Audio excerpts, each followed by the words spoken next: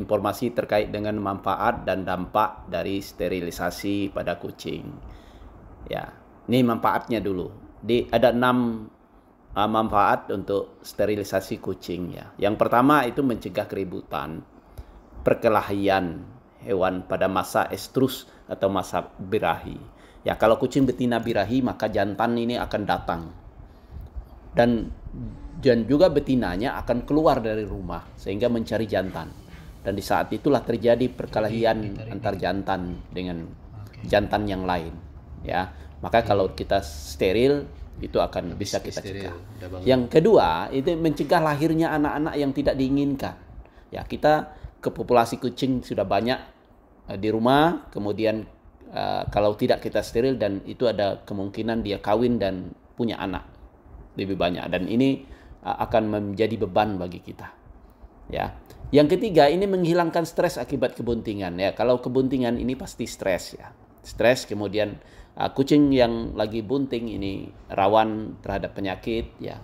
Kemudian juga kondisi tubuhnya karena lagi mengandung, lagi bunting, ini menyebabkan mudah dia stres ya. Yang keempat ini mengurangi risiko kanker mame ya, ovarium dan uterusnya.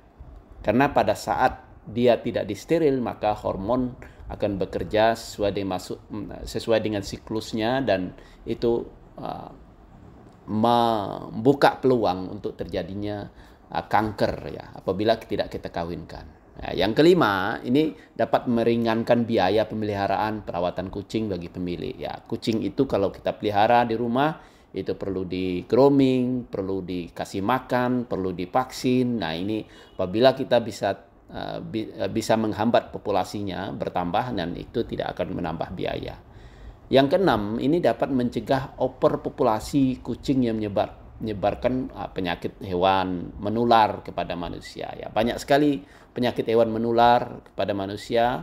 Ini ada leptospirosis ya, ada toksoplasma, kemudian juga virus yang berbahaya itulah rabies. Nah, rabies ini apabila populasi kucing overpopulasi dan kucing itu dibuang di tempat di tempat umum, di tempat sampah, di jalan. Nah, ini akan menyebabkan daya tahan tubuh dan itu mudah terinfeksi penyakit.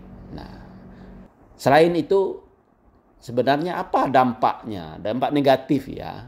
Apabila kita sterilisasi kucing, ini cuma 2 saja sebenarnya kerugian kalau kita steril.